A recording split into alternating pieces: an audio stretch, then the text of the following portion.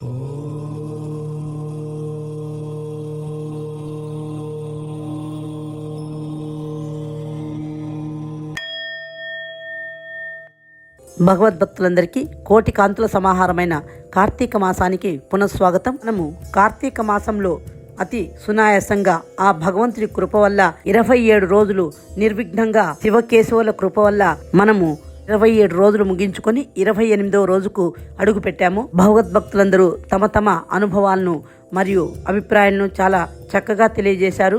వారికి పేరు పేరున ధన్యవాదాలు తెలియజేస్తూ ఈ కార్తీక మాసము దిగ్విజయంగా మనము నెరవేరుస్తామని, అలాగే ఆ శ్రీహరి కృప వల్ల మనం సంపూర్ణంగా కార్తీక వ్రతాచరణ చేస్తామని ప్రగాఢంగా విశ్వసిస్తూ వారందరికీ పేరు పేరున ధన్యవాదాలు తెలియజేస్తూ ఈరోజు మనము 55, 56 అధ్యాయములు పారాయణం చేయవలేను. 55వ అధ్యాయము. శ్రీకృష్ణ భగవానుడు సత్యభామతో ఇంకా ఇలా చెప్పుచున్నారు. ఓ ప్రియసఖి సత్యభామ, నారద మహర్షిచే వివరించబడిన కార్తీక మహాపురాణ మహాత్మమును విన్న పృథు చక్రవర్తి సంతుష్టాంతరంగుడై సెలవు తీసుకున్నాడు. దేవి, వైశాఖ, మాఘ, కార్తీక వ్రతాలు మూడును నాకు అత్యంత ప్రీతికరమైనవి. అట్లే తిథులలో ఏకాదశి, క్షేత్రాలలో ద్వారకా క్షేత్రము నాకు మిక్కిలి ఇష్టమైనవి. ఈ వ్రతాలను ఆచరించిన వారు యజ్ఞ యాగాది కర్మలు చేసిన వారికంటే 100 రెట్లు పుణ్యాత్ములు కాగలరు. వారే నాకు అత్యంత ఆప్తులై నా కరుణా కృపను పొంది నన్ను చేరుకోగలరు అని చెప్పారు. శ్రీకృష్ణ వచనములు విన్న సత్యభామ, స్వామి, మీ వచనములు నన్ను విస్మయపరుస్తున్నాయి. నాకు చాలా ఆశ్చర్యంగాను ఒకంత దేహంగానూ ఉన్నది. సూక్ష్మంలో మోక్షము సిద్ధించే మార్గాలెన్నింటినో సెలవిచ్చి నన్ను ఆశ్చర్యపరిచారు. ఒకరు సముపార్జించుకున్న పుణ్యాన్ని దానం చేయడం వలన మరొకరు కైవల్యాన్ని పొందుతున్నారు. కేవలం కార్తీక స్నాన పుణ్య ఫలం వలన కూడా పాపాలు పోతున్నాయి. అసలు మానవులకు పాప పుణ్య కర్మలు ఎట్లా ఏర్పడుతున్నాయి, కొంచెం వివరించండి అని అడిగింది. అంతటా ఆ అచ్యుతుడు ఇలా చెప్పసాగాడు. దేవి, కృత త్రేతాయుగంలో పాప పుణ్యాలు గ్రామానికంతటికీ వర్తించేవి. ద్వాపర యుగంలో మాత్రము వారి వంశాలకు వర్తించేవి. కానీ కలియుగం వచ్చేసరికి వారి పాప పుణ్యాలకు వారే కర్తలవుతున్నారు. పాప పుణ్యముల వివరణ చేసిన కార్యాన్ని బట్టి ఉంటుంది. ఆ కార్యమును బట్టి పాప పుణ్య ఫలభాగములు ఏర్పడతాయి. ఒక స్త్రీతో రమించడం, ఒక పాత్రలో భోజనం చేయడం ద్వారా పూర్తిగా పుణ్యము అనుభవిస్తాడు. వేదాది బోధనలు, యజ్ఞ యాగాదులు చేయడం వల్ల, సహపంక్తి భోజనం చేయడం వల్ల 4వ వంతు పుణ్యము పొందుతాడు. ఇతర పాపాలను చూడడం, తలవంచడం 100 భాగాన్ని పాపాన్ని పంచుకుంటాడు. పరదూషణ, తృణీకరణ, చెడు మాటలు, పితూరీలు అంటే ఇతరులపై చాడీలు చెప్పడం తన పుణ్యాన్ని పోగొట్టుకుంటాడు. ఇతరుల పాపాలను కొని తెచ్చుకుంటాడు. చేసిన సేవలకు తగిన ద్రవ్యం ఇవ్వనిచో తన సేవా రూపంలో పొందిన పుణ్యాన్ని పోగొట్టుకుంటాడు. సహపంక్తి భోజనాలు, భోక్తల భోజనాల్లో ఏదైనా లోపము జరిగిన యజమాని పుణ్యంలో 6వ వంతు ఆ లోపం జరిగిన వారికి పోతుంది. స్నాన సంధ్యాదుల ఆచరిస్తూ ఇతరులను తాకినా పలికినా తన పుణ్యంలో 6వ వంతును పోగొట్టుకుంటాడు. యాచన ద్వారా, దొంగతనం ద్వారా ఆ పుణ్యము ఆ ధనమిచ్చిన వారికి వారి వారి నిష్పత్తుల ప్రకారం పోతుంది. అప్పు తీర్చక హఠాత్తుగా మరణిస్తే ఆ అప్పుకు తగ్గ పుణ్యం కోల్పోతాడు. అది అప్పిచ్చిన వారికి జమ అవుతుంది. సత్కార్యం చేయాలని సంకల్పం కలిగినను అట్టివానికి తోడ్పడినను ప్రోత్సహించేవాడు 6వ భాగం పుణ్యాన్ని పొందుతాడు. ప్రజల పాప పుణ్యాలలో రాజుకు, శిష్యుని ద్వారా గురువుకు, పిల్లల ద్వారా తండ్రికి, భార్య నుండి భర్తకు తలా ఒక్కొక్కరు 6వ వంతు పుణ్యఫలాన్ని పొందుతారు. పతివ్రత శిరోమణి అయిన స్త్రీ భర్త పుణ్యంలో సగభాగం పొందుతుంది. సేవకులు, కొడుకులు యొక్క పుణ్యంలో 6వ వంతు యజమానికి, తండ్రికి లభిస్తుంది. ఈ విధంగా మనకే విధంగానూ సంబంధం లేని ఇతరుల పాప పుణ్యాలను కూడా మూట కట్టుకుంటున్నాం. అందుకే మన పెద్దలు చెప్పినట్టు సజ్జన సాంగత్యం వలన సత్ఫలితాలు, దుర్జన సాంగత్యం వలన దుష్ఫలితాలు మనకు అంటుకుంటున్నాయి. అంటే సజ్జనుల వలన పుణ్యము, దుర్జనుల వలన పాపం వచ్చి మన ఖాతాలో చేరుతున్నది. కావున భగవద్భక్తులారా, సజ్జన సాంగత్యం చేయండి. వారి పుణ్యాన్ని కూడా మీ ఖాతాలో పడేటట్లు చేసుకోండి.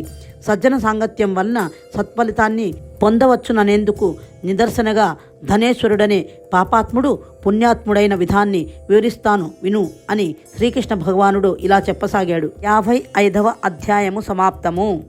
56వ అధ్యాయము. ధనేశ్వరుని వృత్తాంతం గురించి ఇప్పుడు శ్రీకృష్ణ భగవానుడు వివరిస్తున్నాడు.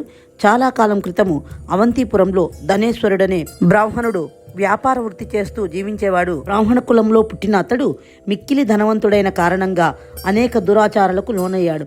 కులాచార భ్రష్టుడై అన్ని పాపపు పనులే చేసేవాడు. సకల దుర్గుణాలకు లోనయ్యాడు. అసత్యాలు ఆడడం, దొంగతనం, వేశ్యాలోలత్వం, మద్య మాంసాలు ఇత్యాది దుర్గుణాలన్నిటికీ వశమైపోయాడు. బ్రాహ్మణులు చేయకూడని వర్తకాలైన మాంసపు వ్యాపారాలు, చర్మాలు, మధువు మొదలైన వర్తకాలను కూడా చేసేవాడు.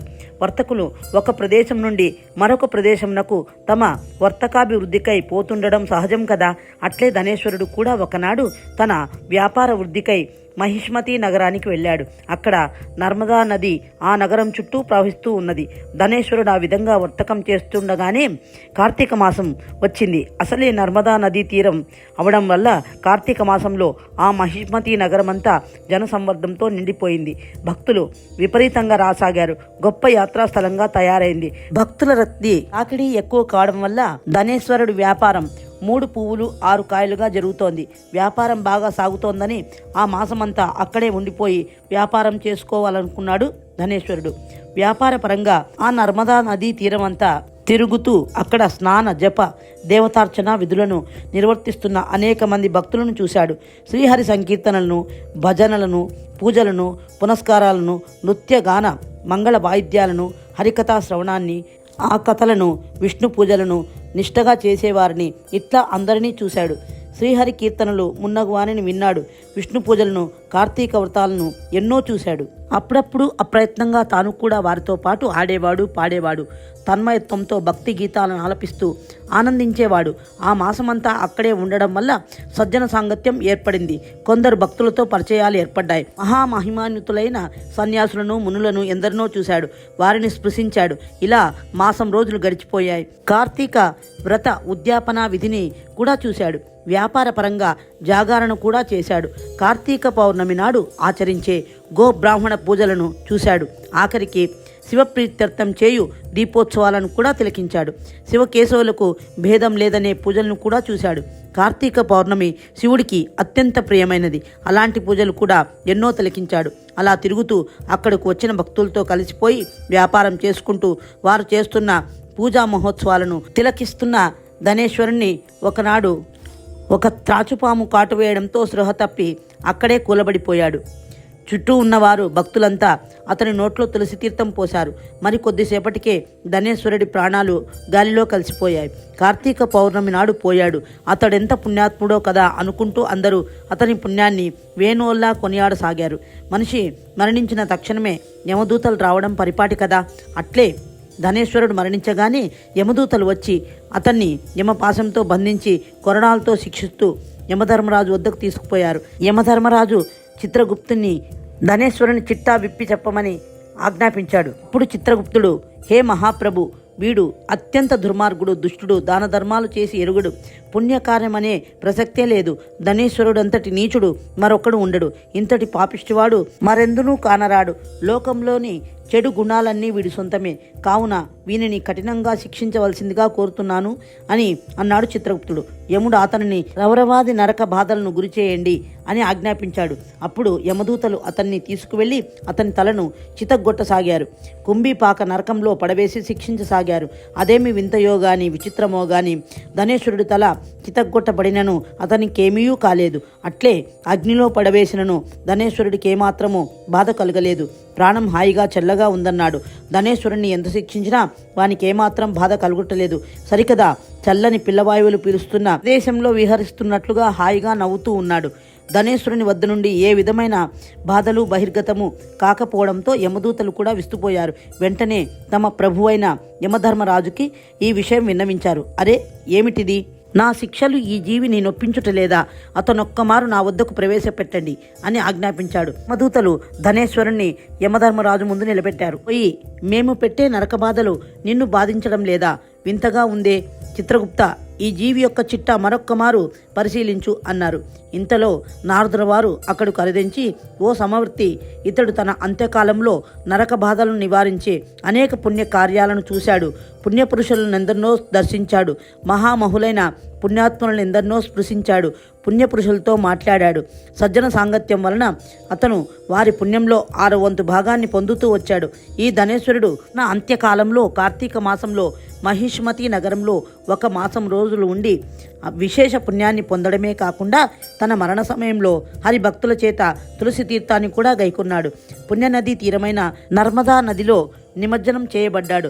ఇంతటి విశేష పుణ్యఫలాన్ని పొందిన ఈతడు స్వర్గానికి అర్హుడవుతాడే తప్ప నరకలోకానికి కాదు. ఈ బ్రాహ్మణుడు బాల్యమందు ఎంత పాపభూయిష్టమైన జీవితమును గడిపినప్పటికీ అంత్యమున గడించిన విశేష పుణ్యఫలమునందు ఆ పాపమంతయు హరించుకుపోయింది. కావున ఈతడు స్వర్గార్హుడు కాని నరకానికి అర్హుడు కాదు అని వివరించారు నారదుల వారు. విన్నారు కదా, ఎంతటి పాపాత్ములైన కార్తీక మాస వ్రతాచరణలో స్నాన దాన జప హోమ యజ్ఞ యాగాదులను అందులో పాల్గొన్న శ్రీహరి భజనలు కీర్తనలో పాల్గొన్న వాటిని ఆలపించిన విశేష పుణ్యము దక్కి ధనేశ్వరుడు ఎలా స్వర్గానికి అర్హుడయ్యాడో మనం తెలుసుకున్నాం కదా. మనం కూడా కార్తీక మాసంలో ఈ మాసాన్ని చక్కగా సద్వినియోగం చేసుకొని ఆ సువర్ణ అవకాశంతో మనము పుణ్యాన్ని సంప్రాప్తించుకోవచ్చు. అలాగే మనం కూడా జప తప హోమ యజ్ఞ యాగాదుల్లో పాల్గొందాము. విరివిగా అన్నదానము వస్త్రదానము చేద్దాము, దీపదానం కూడా చేద్దాము. ఈ వీడియోను లైక్ చేయండి, షేర్ చేయండి, సబ్స్క్రైబ్ చేయండి. అలాగే ఇటువంటి మరిన్ని మంచి వీడియోల కొరకై మన ఆధ్యాత్మిక ఛానల్ను సందర్శించండి. ఈ కార్తీక మాసంలో విశేషమైన పుణ్యమును ఎలా మనం పొందవచ్చో చాలా విపులంగా విశదీకరించబడి ఉన్నది. కావున ప్రతి ఒక్కరూ ఈ నియమాలన్నీ పాటించి మనం కూడా పుణ్యాన్ని సంప్రాప్తించుకుందాం. హరిహరాదులిద్దరిని పూజిద్దాం. విధిగా మర్చిపోకుండా ప్రప్రథమంగా తులసిమాతను పూజిద్దాం. ఈ కార్తీక మాసంలో తులసిమాతకు అగ్ర స్థానం ఇవ్వబడింది. మహోన్నత స్థానం గల తల్లి ఈ మాసంలో అత్యంత పూజనీయురాలుగా పరిగణింపబడింది. తులసి కోట చుట్టూ బృందావనం చుట్టూ ప్రదక్షిణలు చేస్తే సకల కోటి దేవతలను బ్రహ్మ విష్ణు మహేశ్వరులను వేదాలను అధ్యయనం చేసిన పుణ్యము మనకు సంప్రాప్తిస్తుంది. కాబట్టి తులసిమాతను మనము ప్రతిరోజు మనం తప్పకుండా పూజిద్దాం. ఓం శ్రీ తులసీ దేవ్యే నమః. ఓం కార్తీక దామోదరాయ నమః. ఓం నమః శివాయ.